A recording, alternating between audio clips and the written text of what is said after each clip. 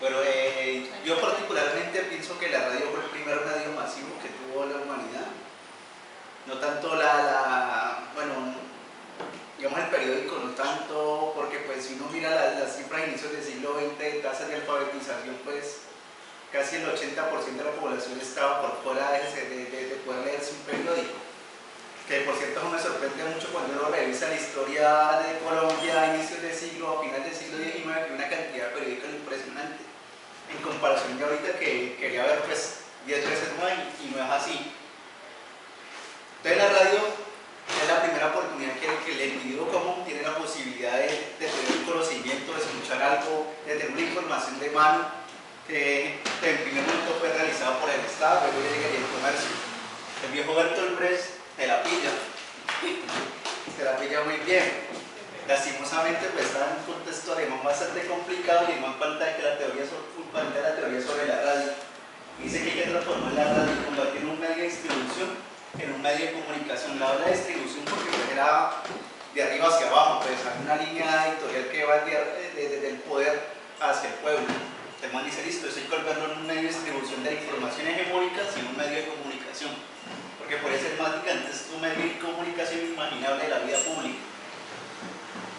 Esta parte me parece muy interesante porque el contexto de Bertolt Brecht pues, estaba iniciando el ascenso del fascismo y el nazismo y pues hay que darle el mérito al nazismo que se la pilló muy bien y Goebbels fue un genio, hay que decirlo, pues pese que esa nación se la pilló bien, hizo toda una estrategia radial que posicionó el nazismo, formó la comunidad alemana en sus teorías arias, digamos de ahí se desarrolló pues todo lo que todos conocemos.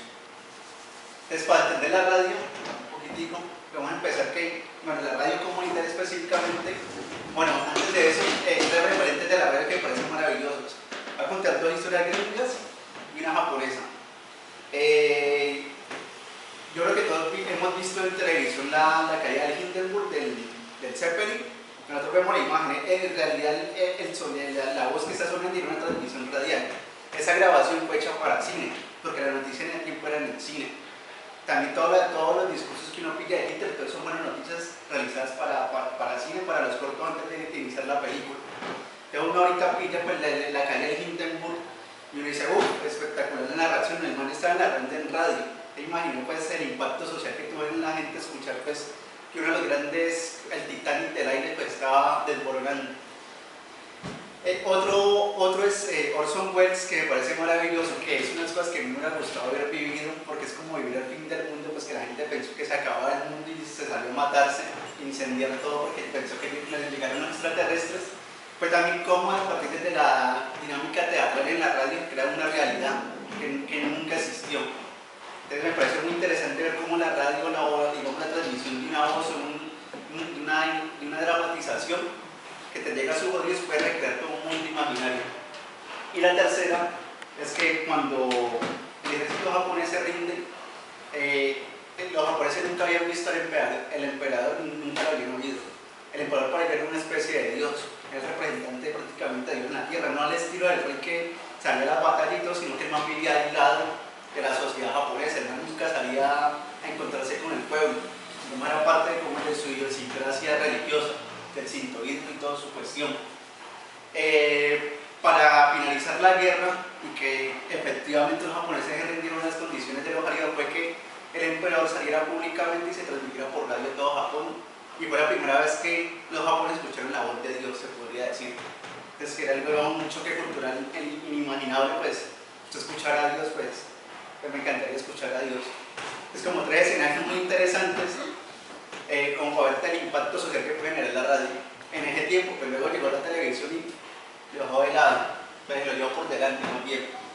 El tema de la radio comunitaria es que se tiene que insertar en procesos de consolidación de espacios de poder de la sociedad civil, es decir, la organización social de la comunidad, en las organizaciones comunitarias, en crear una estructura de poder local.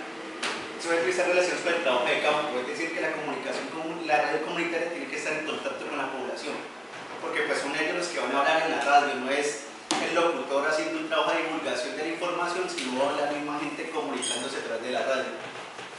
Por ello, los medios comunitarios pueden constituirse en espacios de intercambio entre los sujetos, es decir, romper la barrera de la comunicación lineal, de emisora receptor, sino que también la comunidad empieza a participar en los contenidos, que ellos son los que lo formen como tal.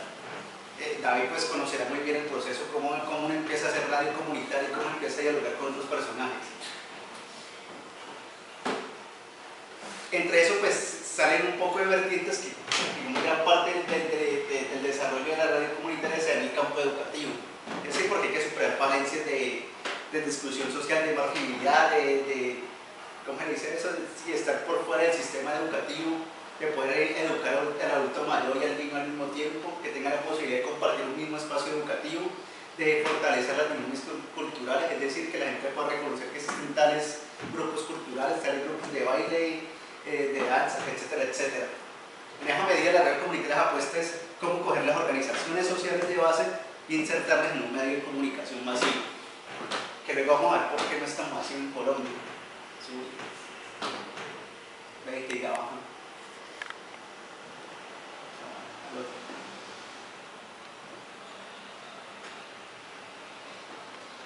Entonces, esa es la idea, permitir expresar a los que no tienen la voz, porque obviamente siempre la radio comercial tiene una mirada editorial que va a enviar, que es, digamos, que termina correspondiendo a los poderes comerciales, los grandes emporios, como en este caso Caracol, que luego más veremos qué pasó con Caracol y la primera radio comunitaria de Colombia, bueno, y de Latinoamérica en sí, que es Radio Sutatensa en Cundinamarca.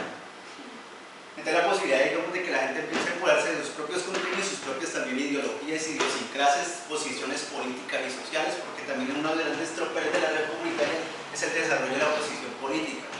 Si uno mira cómo la concepción de las radios del poder se ve en eso, en el campo educativo, es decir, formemos a partir de la radio, pero pues siempre tienen reserva cuando hay una posición política que empieza a chocar con ciertos intereses. Desde el medio de comunicación también como un arma de lucha social que permite organizar la sociedad y combatir al Estado en cierta forma. Gabriel Ángel Ardila es un man de aquí el jefe cafetero, que me hace una pequeña reseña sobre el desarrollo de la red comunitaria. Entonces empieza como eso. Bueno, los sacerdotes van a Alemania, piden el trabajo de Goebbels y dicen, usted es maravilloso. ¿De Goebbels? El man dice, no, estoy que traerlo para Colombia, no porque admirar la ideología nazi, sino porque vio el trabajo social que estaba haciendo el nazismo con la radio, y yo como la gente se empoderaba y adquiría como una conciencia social de sus actividades. Entonces empezó la vuelta en que el niño sapeaba al papá porque tenía tendencia comunista y ese tipo de vueltas. Él observa eso y ve cómo la radio empezó a permear la sociedad y cambia los parámetros de comportamiento y modifica las dinámicas sociales. Empiezan, bueno, Goebbels lo utilizó para multiplicar el nazismo, empiezan a hacer un proceso de formación educativo con la población rural de Cundinamarca, de Sutatensa exactamente, pero también obviamente con el enfoque pues, de evangelizar pues, y compartir el catolicismo y no fortalecer la dinámica católica, que pues no está mal, pero fue un trabajo del hombre. Entonces, bueno, todos hemos escuchado los discursos de Hitler, que ojalá estuvieran bien traducidos, porque me parecen también maravillosos como la capacidad para expresarse. ¿Te parece maravilloso Hitler? Pues el man es un duro, sí, creo que es indiscutible. Era un líder impresionante, o sea, independiente era un líder. Sí. De diploma muy chévere, porque tiene mucha diversidad. Ahí.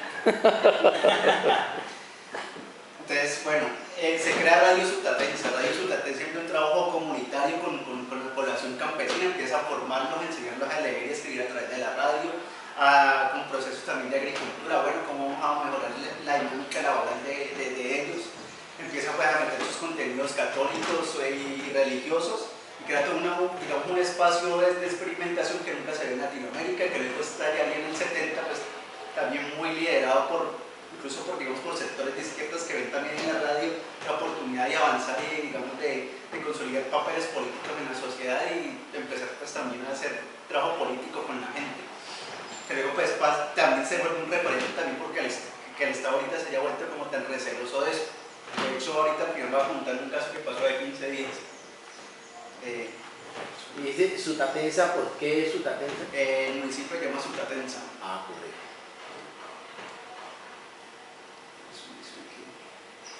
Entonces el man me empieza a contar una parte que me parece muy interesante, que cuando pasa el terremoto del eje cafetero, la radio se convierte en un instrumento para que la población empiece a denunciar pues su su carencia de servicios públicos, de alimentos, pues, de toda la tragedia que hay alrededor.